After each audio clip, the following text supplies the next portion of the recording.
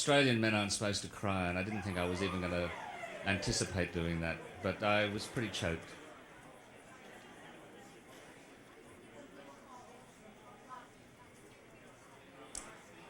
I suppose with films, people always try and define them by other genres, and that's not inaccurate because it is a story about someone who triumphs over impossible odds.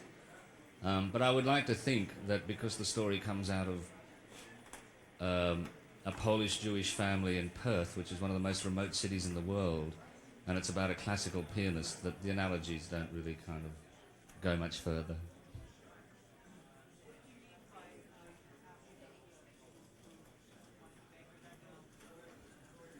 I think there was a period when Scott Hicks, who had a great deal of difficulty getting some international finance involved to support the Australian government's subsidy of our industry, he'd been on it for quite many number of years, and it reached a point where I think the producer said to him one day, look, if you really want to do this film, you might have to consider breaking up the core group that you think is going to be successful to accommodate having some overseas names or bigger stars so they've got a box office angle on it. But Scott, thankfully, remained very true. And as an Australian actor, I would have been very disappointed if the role had been played by somebody not quintessentially attuned to the nuances of our culture. Yeah. We did. We had a chat earlier this evening. Yeah. We're all roommates, so now we're rivals.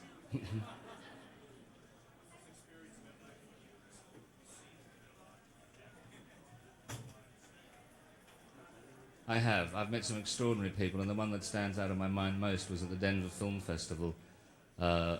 Shine opened the festival and supported a new Chuck Jones 6-minute cartoon called Chariots of Fur. And Chuck Jones, to me, is one of the great directors of the 20th century. I put him up there in terms of film and theatre. He's up there with Peter Brook and Meyerhold, and he's always been a god to me. And he saw the film and was very moved by it and embraced me afterwards, and that was the only experience in my life where I felt like I was being embraced by a Zen master. And he said to me, "You understand timing." And that's all he said, and that was very profound. It was very special. My wife.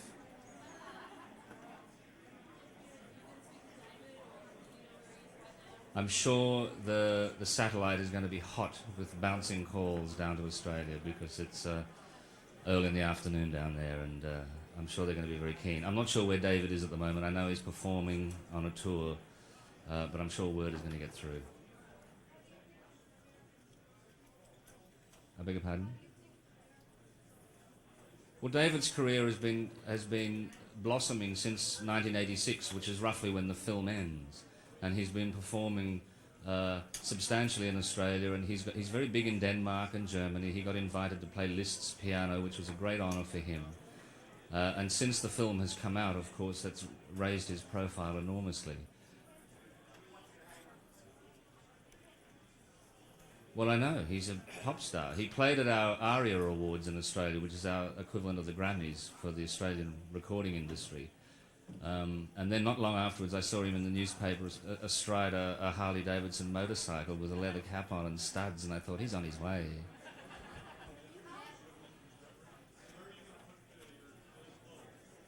I have some theatre awards from Australia that I am very particularly proud of, and I'm going to nestle it in there and be equally proud of it.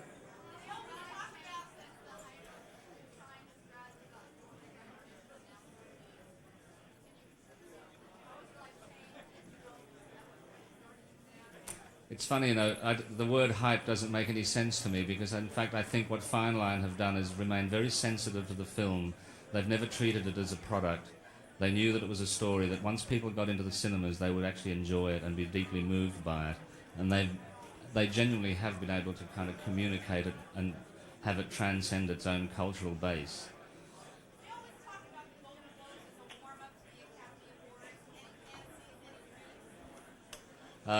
No, not particular fantasies. Not that I want to divulge. But it is this is some party here tonight, and for our film to be a part of that is just so wonderful.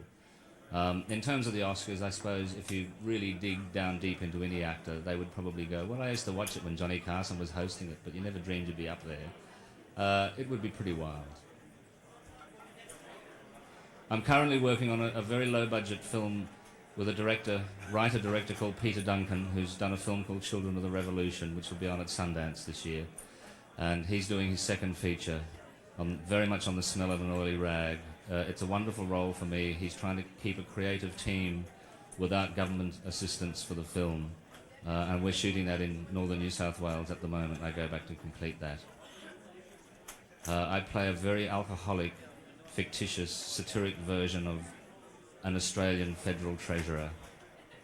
It's a farce.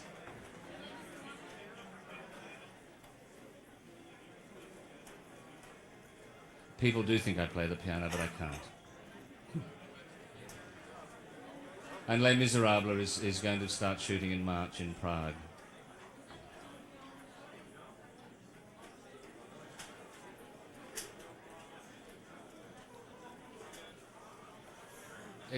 I'm so thankful that it's presented itself as a project at the right time, because as you know from my background in the theatre, I really love the classics.